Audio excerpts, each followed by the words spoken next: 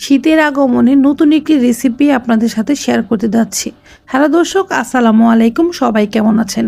আজকে আপনাদের তৈরি করে দেখাবো জলপাইয়ের চাটনি। জলপাইয়ের চাটনি রেডি করতে লাগে হচ্ছে জলপাই, কাঁচামরিচ, ধনিয়া পাতা, আদা, রসুন। আপনারা চাইলে আদাটা স্কিপ করতে পারেন, বাট আদাটা দিলে কিন্তু বেশ মজা হয়। ফার্স্টে আপনারা আপনাদের আসলে ফ্যামিলি সদস্য সংখ্যা অনুযায়ী আপনারা সেভাবে জলপাইটা নেবেন। তো আমি এখানে হচ্ছে 5টা জলপাই নিয়েছি, একটা ছোট্ট রসুন নিয়েছি, আর হচ্ছে 10-12টা ঝালের পরিমাণ আপনারা যদি বেশি খান সেক্ষেত্রে বেশি ঝাল নেবেন। 10-12টা কাঁচামরিচ নিয়েছি, আর হচ্ছে ধনিয়া পাতা নিয়েছি। সব কিছুই হচ্ছে অবশ্যই ব্লেন্ডারে আপনারা ব্লেন্ড করতে পারেন, কিন্তু এটা যদি পাটায় বেটে এই চাটনিটা আপনারা রেডি করেন খেতে কিন্তু বেশ লাগে। আপনারা ট্রাই করবেন পাটায় বেটে এই চাটনিটা রেডি করার জন্য। তো এই রেসিপিটা আমি শিখেছি হচ্ছে আমার শাশুড়ি আম্মুর কাছ থেকে। আমার হাজব্যান্ডের খুবই খুবই পছন্দ। শীত মানেই তার চাটনি লাগবেই তো লাগবেই। তাকে প্রত্যেক দিন না হলেও 2-1 দিন পর পর এই চাটনিটা রেডি করে দিতে হয়, সে ভাত দিয়ে খায়। যাই হোক, আপনারা তো দেখতে পাচ্ছেন ফার্স্টে হচ্ছে আমি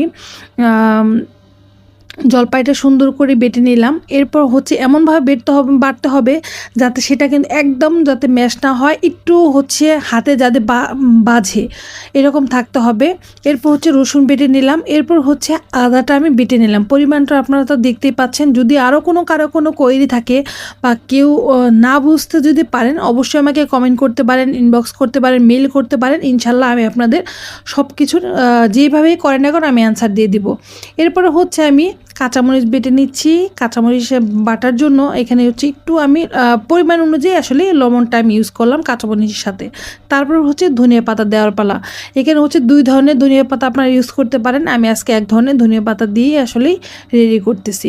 যাই হোক, সব কিছু করা শেষ। এরপর হচ্ছে সুন্দর করে সম্পূর্ণ ভর্তাটাকে একসাথে মিক্স করার পালা, মানে সব ধরনের ইনগ্রিডিয়েন্টস হচ্ছে একভাবে একসাথে মিক্স করে নিব। এই হচ্ছে এটা হচ্ছে আপনারা হাত দিয়েও করতে পারেন। আমি হচ্ছে পুতার সাহায্যে সুন্দর করে মিক্স করে নিচ্ছি। তো কে কে এই চাটনি খান সেটা কিন্তু অবশ্যই কমেন্ট করে জানাবেন, বা আপনাদের অঞ্চলে এই চাটনিটাকে, জলপাইয়ের চাটনিটাকে কী নামে ডাকে, বা আপনারা আদৌ খান কি না সেটা কমেন্ট করে জানাবেন। আর যদি না খেয়ে থাকেন, আমি সবার কাছে অনুরোধ করব একবার হলে বাসায় বানায় খাবেন, আপনাদের অনেক অনেক ভালো লাগবে। তো এই তো জলপাইয়ের চাটনি রেডি করতে কিন্তু বেশি কিছু লাগে না, সেটা তো আপনাদের সাথে আমি আসলে দেখিয়ে দিলাম। তো আজকের মতো আমি বিদায় নিচ্ছি। যদি আপনাদের ভালো লাগে অবশ্যই ভিডিওটাতে লাইক, কমেন্ট, পারলে একটু শেয়ার করে দিবেন। আর আর অবশ্যই সাবস্ক্রাইব করে দিবেন আমার ইউটিউব চ্যানেলটাতে। সবাই ভালো থাকবেন, সুস্থ থাকবেন।